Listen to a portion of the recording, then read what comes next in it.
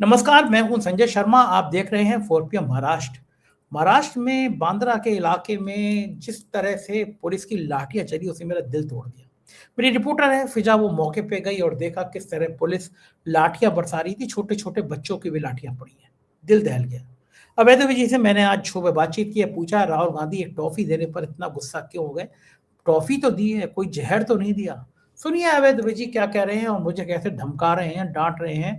मैंने कहा था बस प्रेम है, प्यार बांटते चलो, लेकिन अभय जी कह रहे हैं कि नहीं भाई, ऐसा नहीं, मैं ही गलत हूँ। आप बताइए, सुनिए और चैनल को सब्सक्राइब करिए, फिर बताइए मैं सही हूँ या गलत। शुक्रिया, thank you. 4PM news network में बहुत बहुत स्वागत है अभय जी। आज मैं अपने मन की बात कहना चाहता हूँ, इसलिए आज मुझे बोल लेने दीजिए पूरा। मैं बहुत दुखी हूँ। भारत इकलौता ऐसा देश है दुनिया में जहां काम का देवता है। भारत दुनिया का इकलौता देश है जहां हमारे यहाँ काम शास्त्र है, जहां हमारे यहाँ खुजराहों में मंदिर बने हुए हैं जो काम शास्त्र की पूरी दीक्षा दीक्षा देते हैं। बाकायदा काम क्रीड़ा की वहां फोटो प्रतिमाएं हैं। हमारे यहाँ प्रेम को सबसे ज्यादा महत्व दिया गया है। प्रेम ही को ही जीवन दिया गया है। प्रेम को ही बताया गया कि हर व्यक्ति से, पेड़ से, प्रकृति से, सूर्य से, चांद से, नदी से, सबसे प्रेम करो। टॉफियां बांटो, गुलाब बांटो। अगर एक प्रधानमंत्री ने दूसरे देश के राष्ट्राध्यक्ष को एक मेलोडी दे दी, टॉफी दे दी, इतना हल्ला। राहुल गांधी का एकदम दिमाग को पता नहीं क्या हो गया। पता क्या लिख रहे हैं? लिख रहे हैं हिंदुस्तान में आर्थिक तूफान आ रहा है, पेट्रोल, डीजल, एविएशन फ्यूल के दाम आसमान छुएंगे, फर्टिलाइजर की कमी होगी, किसानों को नुकसान होगा। हमारे प्रधानमंत्री ने कहा सोना मत खरीदो, ज्यादा गाड़ी मत चलाओ, विदेश मत जाओ। खुद हजारों करोड़ के जहाज में विदेश जाकर इटली के प्रधानमंत्री मेलिनो को मेलोडी टॉफी खिला रहे हैं। प्रधानमंत्री नरेंद्र मोदी जी ने रील बनाई है, भारत के परेशान हो रहे लोगों का अपमान है। इस राहुल गांधी को प्रेम की भाषा ही समझ में नहीं आ रही। किसी से दोस्ती हो सकती है, प्रेम का मतलब वैसा प्रेम ना निकाला जाए। दो अच्छे लोगों के बीच में दोस्ती हो सकती है। इतनी बढ़िया खूबसूरत फोटो थी, बालकोनी में खड़े होकर ठंडी ठंडी हवा का आनंद ले रहे थे दोनों राष्ट्राध्यक्ष, टॉफी दे रहे थे। ऐसी तो राष्ट्रों के संबंध अच्छे होते हैं, और राहुल गांधी ऐसी बातें कर रहे हैं। अरे क्या फर्क पड़ जाएगा, थोड़ी मंदी आ गई, क्या फर्क पड़ गया कि अगर पहली 100 लिस्टें जो कंपनियां हैं, पहली बार भारत की कोई भी कंपनी पहली 100 कंपनियों में है ही नहीं, निकाल दी गई है। क्या फर्क पड़ गया? हम लोग तो दानवीर आदमी है, दान मांगे काम चला लेते। पहली 100 कंपनियों में ना हो, पहले रिलायंस थी, HDFC थी, TCS थी, सब बाहर हो गई, लेकिन टॉफी तो खिला रहे हैं ना। ये राहुल गांधी प्रेम से इतनी नफरत क्यों करते हैं भाई जी? मेरे को कुछ समझ में नहीं आ रहा। देखिए, राहुल गांधी की समस्या ये है कि वो इस बात को अच्छी तरीके से जानते हैं कि इटली की प्रधानमंत्री मेलोनी और नरेंद्र मोदी के बीच में फर्क क्या है। और इस फर्क को अगर आप डोनाल्ड ट्रंप से इन दोनों नेताओं के संबंधों के आईने में देखें तो बिल्कुल ये फर्क साफ हो जाता है। मेलोनी और डोनाल्ड ट्रंप के बीच में बहुत अच्छे संबंध थे। दोनों ही राइट विंगर्स हैं, दोनों ही दक्षिणपंथी नेता हैं, और दुनिया में दक्षिणपंथ का जो उभार हुआ है उसके शीर्ष पे हैं ये दोनों नेता, डोनाल्ड ट्रंप और इटली की मेलोनी। और डोनाल्ड ट्रंप को ये पूरी उम्मीद थी कि उनकी जो राजनीति है, जिसके जरिए वो दुनिया पर दोबारा दबदबा कायम करना चाहते हैं, उस राजनीति का सबसे ज्यादा समर्थन अगर कहीं से आएगा तो इटली से आएगा समर्थन। ये डोनाल्ड ट्रंप मानते थे, और वो पूरी तरीके से डोनाल्ड ट्रंप, इसमें उनका पूरा विश्वास भी था इसका। और शुरू शुरू में मेलोनी ने डोनाल्ड ट्रंप का बड़ा समर्थन भी किया, हर मामले में वो उनका समर्थन करती थी डोनाल्ड ट्रंप का। लेकिन धीरे धीरे क्या हुआ, डोनाल्ड ट्रंप ने जब टैरिफ की मिसाइलें दागनी शुरू की ईरान के ऊपर, तो बाद में हमला किया उन्होंने। पहले तो उन्होंने सारी दुनिया में हमला किया, और उस हमले में उन्होंने अपने किसी दोस्त को भी नहीं छोड़ा। उन्होंने कनाडा को नहीं छोड़ा, जो एक तरह से देखा जाए अमेरिका और कनाडा में क्या है, जैसे भारत और नेपाल है, इस किस्म का है दोनों में स्थिति, अमेरिका और कनाडा। और जो जिन जिन लोगों से उनके अच्छे संबंध थे उन सबके ऊपर उन्होंने टैरिफ की मिसाइलें डोनाल्ड ट्रंप ने दागी, और उन्होंने इटली के ऊपर भी दागी। इससे मेलोनी का माथा ठनका और उन्होंने डोनाल्ड ट्रंप के प्रति आलोचनात्मक दृष्टि से सोचना शुरू किया।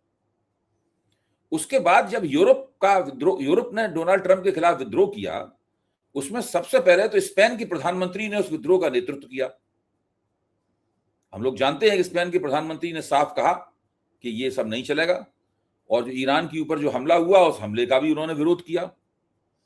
और जब स्पेन के प्रधानमंत्री ने उसके ऊपर हमले का विरोध किया तो मेलेनी भी जो है ना वो डोनाल्ड ट्रंप की आलोचक हो गई। और डोनाल्ड ट्रंप ने जिस तरीके से अपने साथी राष्ट्राध्यक्षों के साथ बातचीत की, किसी के साथ बदतमीजी की, किसी को धमकाया, किसी को हड़काया, किसी के बारे में कहा कि ऐसा ही है। जापान के प्रधानमंत्री से बदतमीजी की उन्होंने, डोनाल्ड ट्रंप ने उनको पर्ल हार्बर की याद दिलाई। जब जापान के प्रधानमंत्री से पर्ल हार्बर की याद दिलाई तो उसका इटली के प्रधानमंत्री ने काफी बुरा माना। फिर उन्होंने स्पष्ट रूप से कहना शुरू किया, और जो महिला राजनेता डोनाल्ड ट्रंप की बड़ी प्रशंसक थी, और डोनाल्ड ट्रंप जिसके बड़े प्रशंसक थे, बहुत एक दूसरे की दोनों तारीफ किया करते थे, ऐसा लगता था दोनों एक ही थैली की चट्टे बट्टे हैं, इस तरह तारीफ किया करते थे। आज स्थिति यह है कि यूरोप में स्पेन के प्रधानमंत्री के बाद और ब्रिटेन के प्रधानमंत्री स्टारमर के बाद में अगर कोई और दूसरा नेता, जो इटली ऐसा महत्वपूर्ण राष्ट्र है, मतलब जो है जिसने, जहां रेनेसांस, यूरोपीय पुनर्जागरण इटली के फ्लोरेंस नगर में हुआ था, यानी जो यूरोपियन सभ्यता है उस सभ्यता की बुनियाद जो है ना वो इटली के फ्लोरेंस नगर में पड़ी थी। वो डोनाल्ड ट्रंप के साथ नहीं है। तो जो यूरोप ने विद्रोह किया उसका नेतृत्व इन तीन नेताओं ने किया। बाद में फ्रांस के राष्ट्रपति उसके साथ आगे जुड़ गए। आज यूरोप अमेरिका से अलग हो गया है, कोई दोनों में झगड़ा नहीं है, लेकिन यूरोप का कहना यह है कि अब हम अमेरिका को उस तरीके से अपना नेता नहीं मानते। अब आप आइए नरेंद्र मोदी को, जिनकी दी हुई टॉफी मेलोनी खा रही हैं। नरेंद्र मोदी को देखिए आप, नरेंद्र मोदी और डोनाल्ड ट्रंप के संबंध कैसे हैं? नरेंद्र मोदी और डोनाल्ड ट्रंप के संबंध बिल्कुल मालिक और गुलामों जैसे संबंध हैं। डोनाल्ड ट्रंप अगर कहेंगे आप उठ जाओ तो उठ जाते हैं, बैठ जाओ तो बैठ जाते हैं। आपको याद होगा ओवल ऑफिस में जब पत्रकार लोग सवाल पूछ रहे थे तो उन्होंने एक सवाल नरेंद्र मोदी की तरफ दागा। नरेंद्र मोदी उस सवाल का जवाब देने के चक्कर में कुछ हकलाने उकलाने लगे तो डोनाल्ड ट्रंप ने कहा answer has been, question has been asked for the prime minister but I will answer it. उसका जवाब किसने दिया? उसका जवाब ट्रंप ने दिया, जो सवाल नरेंद्र मोदी से पूछा गया था। भारत के प्रधानमंत्री से पूछे गए सवाल का जवाब अमेरिका के राष्ट्रपति ने दिया और प्रधानमंत्री ने उनको ये करने दिया। इसको प्रधानमंत्री ने अपनी बेइज्जती नहीं माना और अमेरिका के राष्ट्रपति ने उसका जवाब दे दिया उस सवाल का। आप सोचिए कि दोनों के बीच में संबंधों का स्तर क्या है। ऐसे ही है कि कोई घर में छोटा भाई होता है, उससे अगर कोई बाहर का आदमी मेहमान आके कोई सवाल पूछ दे और थोड़ा वो हकलाने लगे तो बड़ा भाई कहता है कि बड़ा भाई उसकी मदद करता है सवाल का जवाब देने में। तो उसे बिग ब्रदरली एटीट्यूड बोलते हैं अंग्रेजी में। इसे कहते हैं दादा। दादा, बड़े भाई को दादा बोलते हैं ना घर में। मेरा छोटा भाई भी मुझे दादा बोलता था। इसको कहते हैं बिग ब्रदरली एटीट्यूड। तो नरेंद्र, अगर आप बहुत शालीन भाषा में कहें, अगर आप खराब भाषा में कहें तो कहेंगे कि नरेंद्र मोदी गुलाम और मालिक के संबंध है, और शालीन भाषा में कहें तो ये बिग ब्रदर है डोनाल्ड ट्रंप नरेंद्र मोदी के लिए। आप इससे अंदाजा लगाइए कि नरेंद्र मोदी की दरअसल अंतरराष्ट्रीय जो राजनय है, अंतरराष्ट्रीय डिप्लोमेसी है, उस डिप्लोमेसी में नरेंद्र मोदी किस जगह पर खड़े हुए हैं।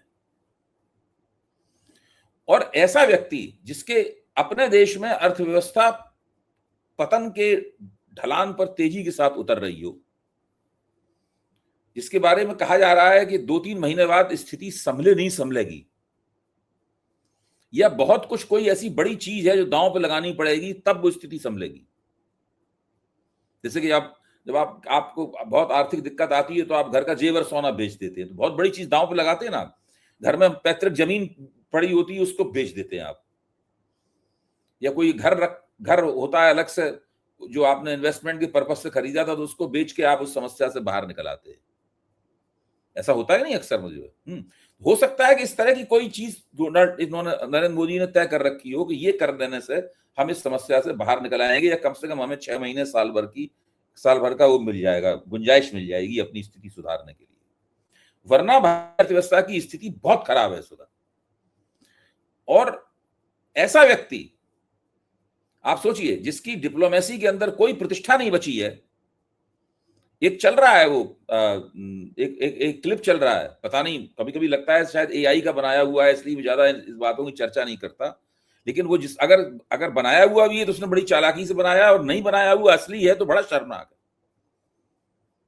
उसमें वो एक प्रधानमंत्री से मिल रहे हैं, पहले तो गले मिलते हैं, तो वो पहले चौंक जाता है, फिर वो यूं ऐसे करके पीठ पे एक हाथ से मारता है, फिर वो यूं टटोलते हैं, ऐसे करके टटोलते हैं, मतलब यूं करके टटोलते हैं नीचे, उसका हाथ पकड़ में आ जाए, मतलब वो दिखाया जा रहा है टटोलते हुए उनको, तो वो हाथ पकड़ में आ जाता है, तो हाथ पकड़ के उसका हिलाने लगते हैं, मतलब फिर दोबारा फिर वो पकड़ते हैं, तो वो हाथ पहुंच नहीं पा रहा है नरेंद्र मोदी का वहां तक, हाथ बढ़ाने पकड़ने के लिए वो अपने आगे बढ़ जाता है, नरेंद्र मोदी को फिर पीछे बिना हाथ ले चलना पड़ता। तो ये इनकी स्थिति है, इनकी जो आत्महीनता है, जो एहसास कमतरी, इंफीरियरिटी कॉम्प्लेक्स इसको बोलते हैं, ये सब जो है ये बहुत विकट है भाई। मुझे देख के बड़ा अफसोस होता है कि जो व्यक्ति भारत का तीसरी बार प्रधानमंत्री हुआ है, उसका विदेशी मेहमानों के सामने, अपने मेजबानों के सामने, या मेहमान जब यहाँ आते हैं तो उनके सामने उसका हाल क्या होता है। जब वो भारत में स्वागत करते हैं तो ज्यादा आत्मविश्वास होता है उनके अंदर कि वो सब चीजें उनके कंट्रोल में है, सब वो होता है मुझे। लेकिन जब बाहर जाते हैं तो वो नहीं होता। अब आज क्या किया नॉर्वे के प्रधानमंत्री स्टोर ने, क्या कहा आप देखिए ना, उसको पढ़ के मुझे तो बड़ी शर्म आई। उन्होंने ये कहा कि मेरे जो नॉर्डिक कुलीग हैं, भाई नॉर्डिक कॉन्फ्रेंस में गए हैं ना वहां पे, मेरे जो नॉर्डिक कुलीग हैं, ये नॉर्डिक कंट्री कहलाए जाते हैं, स्वीडन, डेनमार्क, नॉर्वे, ये सब जो है नॉर्डिक कंट्रीज हैं, फिनलैंड है। मेरे जो नॉर्डिक कुलीग्स हैं उन्होंने प्रेस कॉन्फ्रेंस में सब पत्रकारों के जवाब दिए। मिस्टर मोदी ने नहीं दिए जवाब, शायद इसलिए जवाब नहीं दिए कि वो एक विभिन्न परंपरा से आते हैं। वो पत्रकारों की इस समस्या का कैसे समाधान करेंगे वो ही तय करेंगे।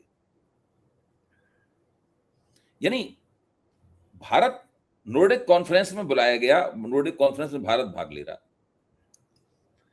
एक ही मंच पे सब खड़े हुए हैं, सारे राष्ट्रों के नेता खड़े हुए हैं, पत्रकार लोग सवाल पूछ रहे हैं, वो सब लोग, सारे प्रधानमंत्री, राष्ट्रपति उनका जवाब दे रहे हैं। नरेंद्र मोदी किसी चीज का जवाब नहीं दे रहे, और उनके इस पहलू के ऊपर नॉर्वे के प्रधानमंत्री ये कह रहे हैं कि शायद इसलिए वो जवाब नहीं दे रहे हैं क्योंकि वो किसी अलग परंपरा से आते हैं।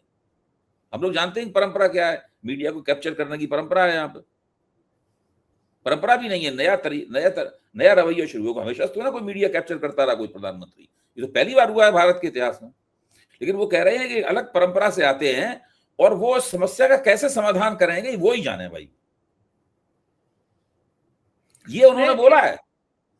सही बात मैं इस बात को लंबा खींच रहा हूं, लेकिन मैं कह रहा हूं कि ये राहुल गांधी की जो आपत्ति है, राहुल गांधी की शैली, राहुल गांधी ने शब्दों का इस्तेमाल किया, क्या किया वो एक अलग बात है, लेकिन उसका मर्म क्या है उस आपत्ति का? उसका मर्म ये है आपत्ति का कि एक व्यक्ति जिसकी अर्थव्यवस्था पूरी तरह ढह जाने के कगार पर है, जिसकी विदेश नीति पहले ही ढह चुकी है, ऐसा कोई डिपार्टमेंट नहीं है इनकी सरकार का जो कोलैप्स होने की स्टेज में ना हो, ढह जाने की। ये और वो आदमी वहां जाके विदेश यात्राएं कर रहा है, लोगों के टटोल रहा है, किसी ने हाथ मिल जाए तो पकड़ के हिला दूं, इटली की प्रधानमंत्री को टॉफी दे रहा है, ये सब नाटकबाजी वहां चल रही है। और हर चीज जो है ना, किस तरह मोदी जी के डंके बज रहे हैं, किस तरह मोदी जी की बल्ले बल्ले है, दूसरे देशों के नेता मोदी जी के साथ कितने हिले मिले हैं, कितने पर्सनल दोस्त हैं, जब सब लोग जानते हैं कि डिप्लोमेसी पर्सनल दोस्ती दुश्मनी से नहीं होती है। डिप्लोमेसी अपने राष्ट्र के इंटरेस्ट को कैसे, हित को कैसे सिद्ध किया जाए, इसका नाम है। जी अबे जी, मुझे आपकी एक बात अच्छी नहीं लग रही। देखिए, आप तो इतने विद्वान हैं, मुझसे 1000 गुना ज्यादा विद्वान हैं। लोग कहते हैं बालक और बूढ़े एक जैसे होते हैं, बालक को भी याद नहीं रहता बचपना करता है, बूढ़ों को भी याद नहीं रहता बचपना करते हैं। अब मोदी जी 76 साल के हो गए, एक बालक उनके अंदर जगता है। देखिए, पूरा जीवन कितनी तपस्या में काटा है, एकाकी जीवन काटा है, परिवार नहीं है, देश के लिए समर्पित हैं, 24 घंटे काम करते हैं, 11 साल से छुट्टी नहीं ली है उन्होंने। तो अगर किसी को टॉफी दे दी तो राहुल गांधी का इतना रिएक्शन, इतना गुस्सा। देखिए, वो राहुल गांधी जाने, हम राहुल गांधी ने क्या कहा वो जाने राहुल गांधी। मैं ये कह रहा हूं कि ये सवाल यह है कि आप अपनी विदेश नीति को किस तरीके से संपादित कर रहे हैं वहां पर विदेश नीति का संपादन, आप विदेश नीति को संचालन संपादन आप कैसे कर रहे हैं वहां पर, ये सबसे बड़ा प्रश्न है। मोदी जी का विदेश नीति का संचालन संपादन करने का जो तरीका है वो ये तरीका होता है कि वो हर जगह दिखाते हैं कि जिस राष्ट्राध्यक्ष से वो मिल रहे हैं उससे उनके संबंध कितने नजदीकी और अनौपचारिक किस्म के हैं। बिल्कुल वो दोनों लंगोटिया यार है। अब बताइए राहुल गांधी इतने गुस्से में आ गए, इसीलिए सबसे पहले तो वो चिपट जाते हैं जाके, सबसे ये दिखाने के लिए पहला उनका कदम तो ये होता है कि वो जाके उससे चिपट जाते हैं। फिर उनकी कोशिश होती है उसका हाथ पकड़ के वो जोर जोर से हिलाएं।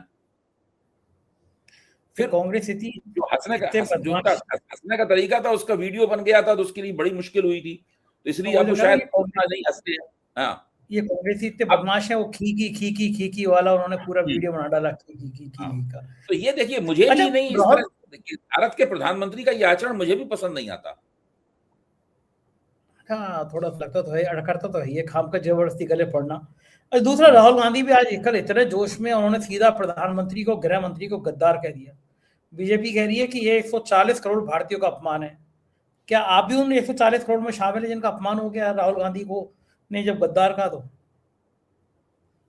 मैं वो बयान मैंने पढ़ा नहीं, गद्दार का संदर्भ क्या है, किस संदर्भ में गद्दार कहा है? वो कह रहे हैं कि पूरे देश के आर्थिक तबाही मचा दी उन्होंने, देश को उद्योगपतियों के हाथों बेच दिया और हम विदेशी ताकतों के इशारे पे काम कर रहे हैं। इन संदर्भों में प्रधानमंत्री और गृह मंत्री दोनों गद्दार हैं देश के लिए। अब बीजेपी उस पर हंगामा काट रही है। मेरा कहना है कि राहुल गांधी ने जो बात कही है, बिना मोदी जी को और अमित शाह जी को गद्दार कहे हुए बहुत से लोग ये बात मानते हैं। बहुत से लोग ये बात मानते हैं कि ये लोग अमेरिका के दुमछल्ले हैं। ये लोग भारत का जो कारपोरेट पूंजी है बड़े, उसके लिए काम करते हैं। ये देश के आम जनता के लिए काम नहीं करते। सारा इनकी कोशिश कारपोरेट पूंजी को बढ़ाने में होती है और अमेरिका के हित कैसे हों इसको बढ़ाने की होती है। इस बात की बहुत चर्चा है कि भारत अमेरिका से जो तेल और गैस खरीद रहा है उसमें भारत का आर्थिक रूप से कितना नुकसान हो रहा है। रूस से नहीं खरीद रहा, ईरान से नहीं खरीद रहा, वेनेजुएला से खरीद रहा है। इसके तेल और गैस की कीमत अमेरिका निर्धारित करता है और अमेरिका से खरीद रहा है। और दोनों जगह से तेल और गैस आने में बहुत समय लगता है, बहुत भाड़ा उसके अंदर बहुत बड़े पैमाने पर खर्च होता है और आपको उसके पैसे भी बहुत ज्यादा खर्च करने पड़ते हैं। तो भारत के पास जो तेल और गैस पहले भी कम है, लेकिन जो आ भी रही है वो बहुत महंगी आ रही है भारत के पास। और भारत के हित को अगर सर्वोपरि करना होता तो आप रूस से खरीदते। भारत के हित को सर्वोपरि करना होता तो आप ईरान से खरीदते, जो फटफट आ जाता आपके पास थोड़ी दिनों में। पैसे भी, भाड़ा भी कम लगता आपको और तेल सस्ता भी मिलता। पहले तो रूस इनको डिस्काउंट भी दिया करता था, ईरान भी सस्ती दर पे तेल देता। यूको बैंक में ईरान ने हजारों करोड़ रुपए जमा कर रखे हैं। यूको बैंक है ना, उसमें ईरान के हजारों करोड़ रुपए जमा है। जब ईरान से तेल लेते थे तब के, आज वो पैसे पड़े हुए उसमें सड़ रहे हैं अकाउंट में। ईरान के पैसे हैं, रुपए हैं, वो रुपए में तेल देता था उनको। बताइए, रूस भी वो जो है रूस के साथ जो ट्रेड था वो रूबल ट्रेड था। वो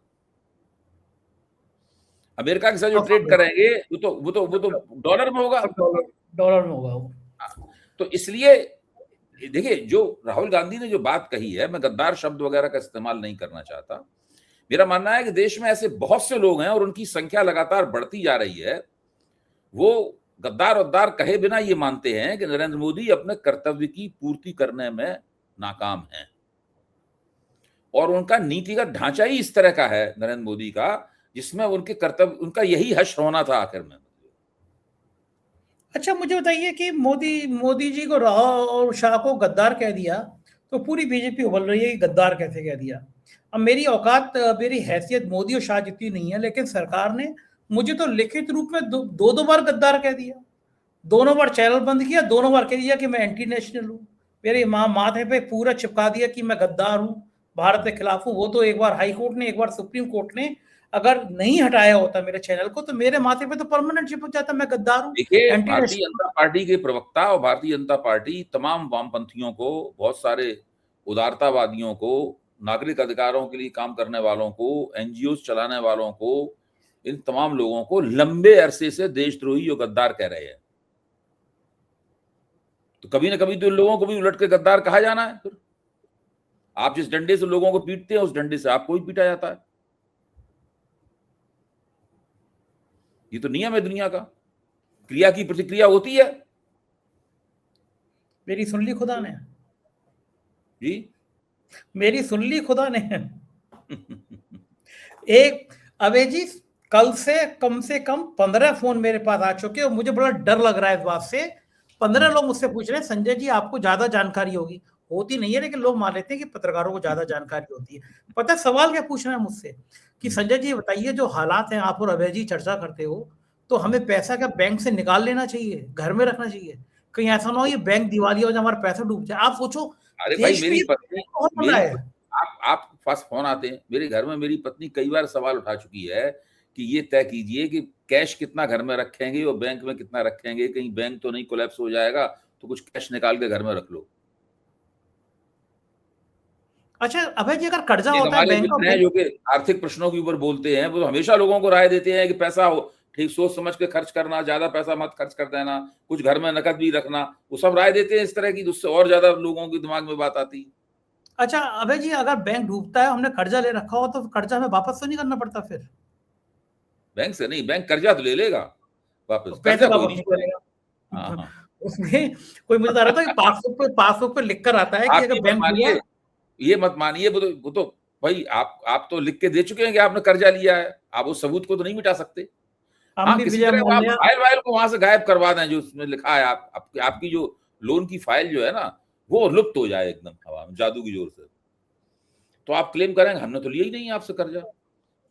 हमने तो बैंक से कर्जा लिया, उसको निपटा दिया, अपने कागज वापस मांगे, तो बैंक वाले ने हमसे कहा कि आर्थिक अपराध अनुसंधान से जांच आया है, ये लेटर आया है, आपकी हम पड़ताल कर रहे हैं, इसलिए कागज हमारे वापस नहीं करेंगे। हमने कहा ये जांचें कब खत्म होंगी?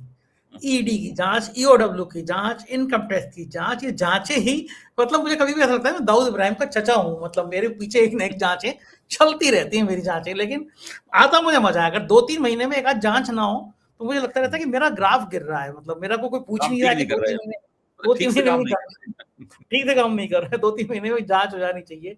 लेकिन अब मैं कोई विजय माल्या, अंबानी, अडानी, ललित मोदी तो हूं नहीं कि बैंक से कर्जा लूं और वो बैंक माफ कर दे।